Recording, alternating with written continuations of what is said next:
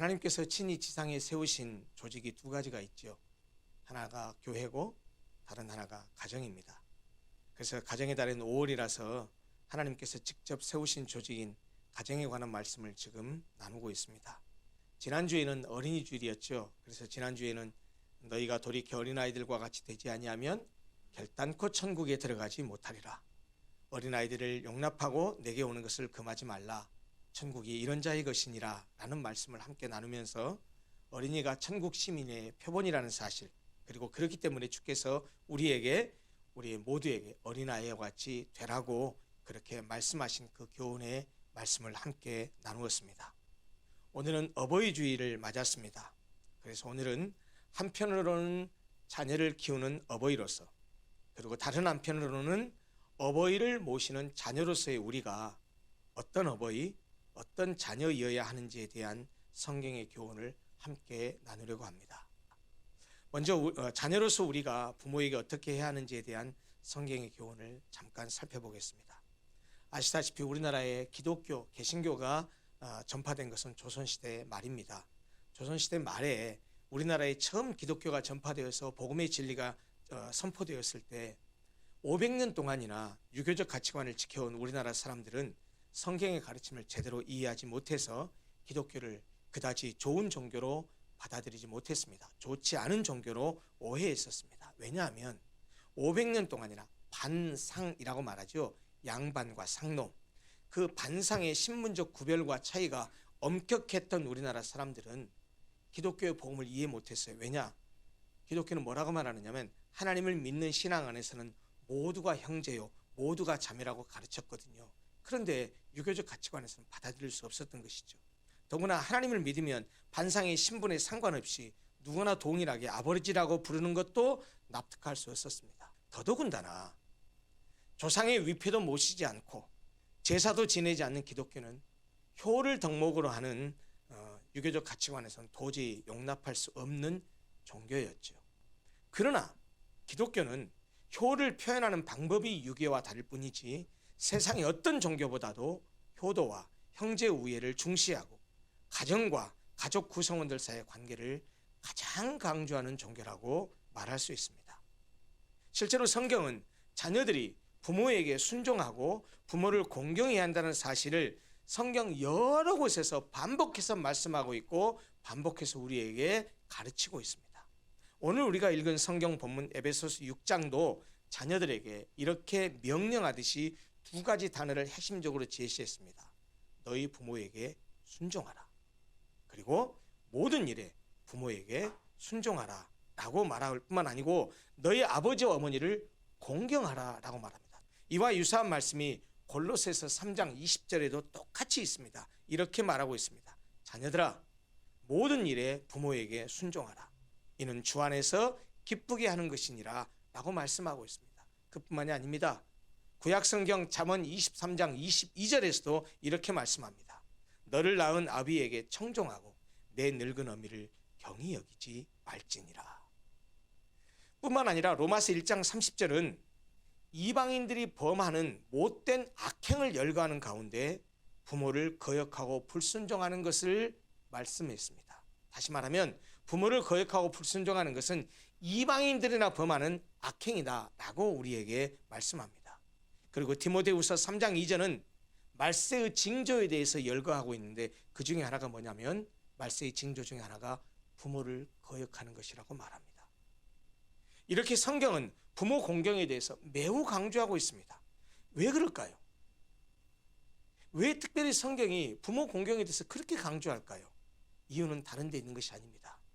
부모와 자녀 사이의 관계가 하나님과 그의 언약 백성인 이스라엘 사이의 관계와 같기 때문에 하나님의 백성 이스라엘이 마땅히 그를 택하신 선민으로 택하신 하나님께 순종하는 것이 마땅하듯이 자녀들이 부모에게 순종하고 부모를 공경하는 것 역시 마땅한 일이기 때문입니다.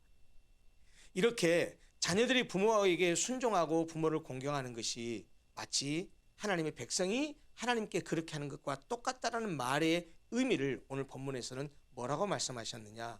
부모를 주 안에서 순종하라 라고 표현했습니다. 부모를 주 안에서 순종하라는 말씀의 의미가 무엇입니까? 그것은 부모 공경이라는 보편적 윤리적 지침이 주님 안에서 주어진 것이라는 것인 그런 의미입니다. 하나님께서 부모를 순종하라는 계명을 주셨기 때문에 마땅히 우리는 부모를 순종해야 한다는 것이죠. 그래서 성경은 자식이 부모에게 순종하는 것이 옳은 일이라고 단호하게 말씀합니다. 사실 부모에 대한 자녀의 순종은 하나님이 인간의 마음에 새겨 넣으신 법입니다. 철학에서는 이런 법을 소위 자연법이라고 말합니다. 하나님께서는 인간의 본성 안에 자연법으로서 인간 본성법으로서 우리의 마음에 그 부모 공경에 대한 명령을 새겨 넣으셨을 뿐만 아니고 구체적인 율법을 통해서 구체적인 계명을 통해서도 명령하신 의무이기도 합니다. 오늘 본문 2절과 3절에서 뭐라고 말씀하십니까? 내 아버지와 어머니를 공경하라. 이것은 약속이 있는 첫 계명이니 이로써 내가 잘되고 땅에서 장수하리라. 이렇게 말씀했습니다. 여기서 공경하라라고 번역된 헬라어 원어 티마라는 단어는 가치를 높이 평가하라, 경의를 표하라 그런 뜻입니다. 순화시켜서 우리 일상적인 용어로 말하면 부모를 우습게 여기지 말라는 뜻입니다. 부모가 힘이 있을 때는 결코 자녀가 부모를 우습게 여기지 않습니다. 그런데 반대로 부모가 힘을 잃고 자녀가 힘이 생겼을 때, 여기서 힘은 물리적인 힘을 말하는 게 아닙니다. 부모가 힘을 잃고 자녀가 힘이 생겼을 때 자녀가 부모를 우습게 여길 수 있습니다. 부모가 늙고 병들어서 모든 힘을 잃게 되었다고 해도 결코 부모를 우습게 여겨서는 안 됩니다. 그것이 주 안에서 부모를 공경하라는 말의 의미입니다. 부모에게 경의를 표해야 되고 부모의 가치를 높이 평가해야 됩니다. 여러분 잘 아시다시피 십계명은 두 종류의 계명으로 나뉩니다. 10개의 계명인데 1계명부터 4계명은 인간이 하나님에 대해서 해야 될 행위의 원리를 담고 있어요. 하나님에 대한 계명이에요. 그래서 한자어로 대신계명이라고 하죠. 그리고 5계명부터 10계명까지 6개는 인간과 인간 사이에서 인간이 행해야 될 가장 기본적인 원리를 담고 있습니다. 그래서 그 계명을 대인계명이라고 말합니다. 근데 오늘 성경이 뭐라고 말하냐면 약속이 있는 첫 계명이래요. 부모를 공경하라는 계명이. 5계명인 내 부모를 공경하라는 이 말씀은 인간에게 주어진 첫 번째 계명일 뿐만 아니라 다른 계명들과는 달리 독특하게 이 계명에만 5계명에만 대인 계명의 첫 번째 계명에만 이어지는 말씀이 있습니다. 그 말씀이 뭡니까? 내 부모를 공경하라. 그 다음에 이어지는 말씀은 그리하면 내 부모를 공경하면 내 하나님 여호와가 내게 준 땅에서 내 생명이 길리라 라는 약속이 주어져 있습니다. 이렇게 하나님은 부모 공경의 법을 우리 인간의 마음속에 자연스러운 본성으로 심어주실 뿐만 아니라 인간들 사이에서 지켜야 될 첫 번째 계명으로 주실 정도로 인간의 삶에서 첫째 되는 매우 중요한 명령으로 부모 공경을 명하신 것입니다. 그러기에 그것은 시대에 상관없이 변경이나 폐지되거나 약화될 수 없는 영원한 하나님의 명령입니다. 어떤 상황이나 어떤 환경이나 어떤 이유를 들어서라도 부모를 공경하는 일을 게을리하거나 부모를 돌아보는 일을 등한시해서는 절대로 안 됩니다.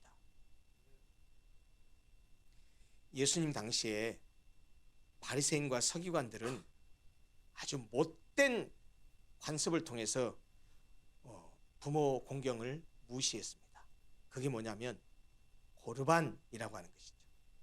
이 고르반이라는 관습을 통해서 명분도 좋아요.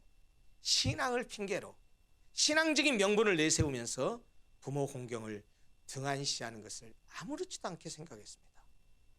고르반이라는 말이 무슨 말이냐면 하나님께 드린 제물을 지칭하는 단어예요. 그런데 이것을 선포하듯이 고르반이라고 말하라는 겁니다.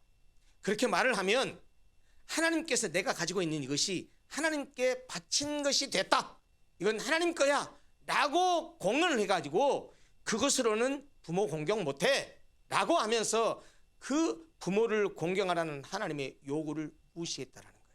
그게 고르반이라는 관습이에요.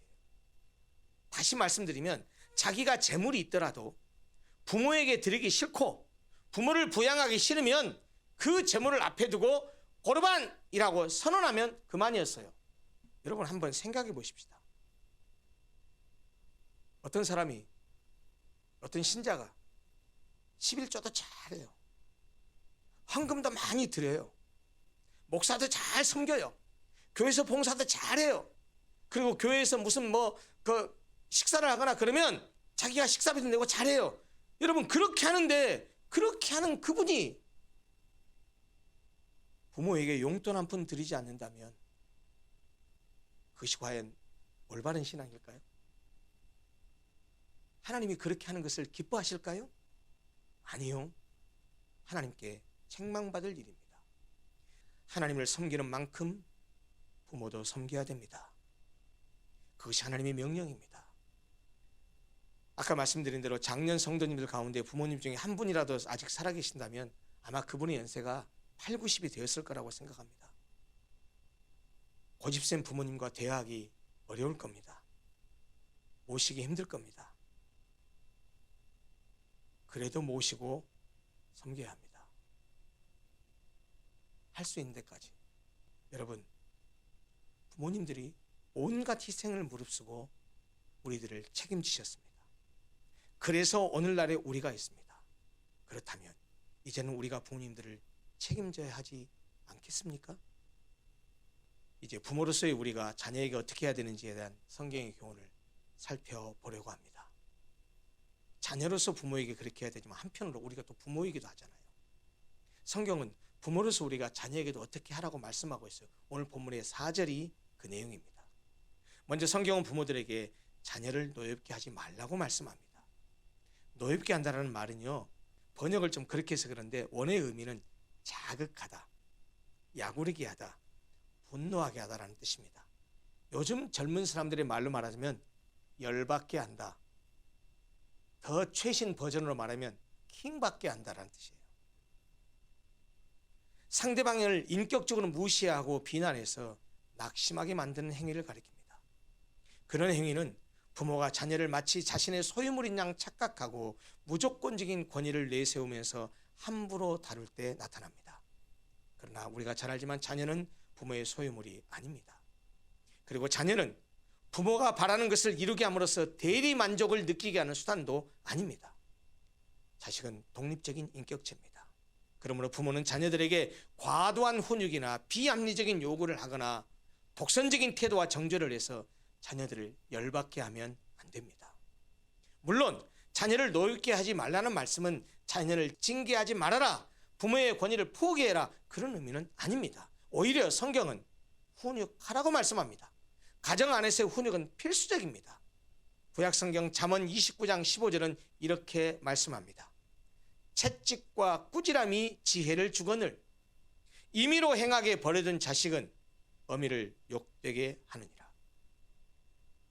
부모에게 순종하지 않는 자녀는 채찍과 꾸지람으로 징계해야 마땅해요. 그것이 잠언 29장 15절이 하는 말씀의 의미예요. 물론 자녀에 대한 훈육은 감정과 폭력이 아니라 사랑과 권위로 규율 있게 시행되어야 됩니다. 그래서 성경은 주의 교양과 훈계로 양육하라고 합니다. 왜냐? 자녀는 하나님으로부터 받은 기업이고 하나님은 자녀들을 올바르게 양육하도록 부모에게 그 책임과 의무를 맡기셨기 때문입니다. 성경은 부모들의 자녀 양육과 관련해서 두 가지 지침을 제시합니다. 그게 뭡니까? 주의 교양과 훈계입니다. 이 교양이라는 말은요, 헬라 원어의 뜻은 훈련이나 체벌을 동반한 책망을 뜻합니다. 엄격한 규율을 의미합니다. 원래 이 단어는 일반적으로 교육이라는 말로 번역되지만 잘못에 대한 교정을 의미하는 훈육과 연단이라는 뜻을 함축하고 있습니다. 두 번째, 훈계라는 말은요, 이 말도 헬라어 뜻은 말로 하는 교훈이나 교정을 의미합니다. 물론 여기는 꾸짖음을 의미하지만 꾸짖음만이 아니고 충고, 격려의 뜻도 들어가 있습니다. 부모가 자녀를 잘못 양육하면 그 결과는 고스란히 자녀의 몫으로 남습니다. 그리고 거기서 끝나는 것이 아니고 그것은 마침내 부모에게 돌아옵니다. 그래서 부모의 중요성에 대해서 말하는 격언과도 같은 교육학적 명제가 있죠. 성경 말씀은 아닌데요. 교육학적 아주 격언과 같은 훌륭한 명제가 있습니다. 다 아시는 말씀일 겁니다. 문제 있는 부모는 있어도 문제아는 없다. 이게 무슨 말이냐면요, 부모가 자녀의 인격 형성에 결정적인 영향을 미친다는 말입니다. 그리고 아이들이 비뚤어지고 잘못됐다고 한다면 아이들 잘못이 아니고 그 비뚤어지고 잘못된 아이들의 이면을 들여다보면 반드시 아이들을 잘못 대하는, 잘못 가르친 부모들이 있다라는 말입니다. 그만큼 부모가 본을 보이면서 훈육하고 가르치고 그리고 교육하는 것이 중요하다는 말입니다. 여러분, 우리는요, 여기 지금 예배를 드리는 분 가운데 아직 결혼을 안 한 분들이 계셔요. 그분들은 부모는 아니에요. 자녀이기만 해요. 그러나 대부분의 장년 성도들은 부모임과 동시에 자녀입니다. 그래서 오늘 제가 부모로서 자녀로서 라고 말씀을 드린 겁니다. 우리는 부모님에게는 자녀이지만 동시에 우리 자녀들에게는 부모입니다. 누구나 자기 자녀들에 대해서는 좋은 부모가 되려고 합니다. 그리고 실제로 무진장 애를 씁니다. 그러나 부모님들에 대해서는 자식으로서 우리가 어떠한지 한번 돌아봤으면 좋겠습니다. 우리가 그런 말 많이 하죠. 우리가 만약에 부모로서 자식에게 하는 것의 10분의 1만 내 부모에게 한다고 한다면 전부 다 효자 소리 들을 것이다. 여러분, 우리 자녀들은요, 우리가 우리의 부모에게 자녀로서 어떻게 하는지를 보고 자랍니다. 그래서 그들도 후에 부모인 우리가 그들에게, 우리의 부모에게 했던 것을 내 자녀들이 자라서 부모인 우리에게 아마 자녀들이 똑같이 할 겁니다. 또 우리의 자녀들은 우리가 그 자녀들에게 부모로서 어떻게 하는지를 경험하면서 배우고 자랍니다. 그리고 그들이 자라서 부모가 되었을 때 우리의 자녀들도 부모로서 자기 자녀들에게 자기가 부모에게 받았던 대로 똑같이 아마 할 겁니다. 사랑하는 성도 여러분, 자녀로서 부모에게 순종하고 부모를 잘 공경합시다. 그리고 부모로서 자녀를 노엽게 하지 말고 주의 교양과 훈계로 잘 양육하십시다. 그래서 우리 성도들의 모든 가정들이 웃음과 기쁨과 행복이 넘치는 아름답고 복된 가정, 천국을 미리 맛보는 그런 아름다운 가정들이 다 되시기를 간절히 소원합니다. 기도하겠습니다.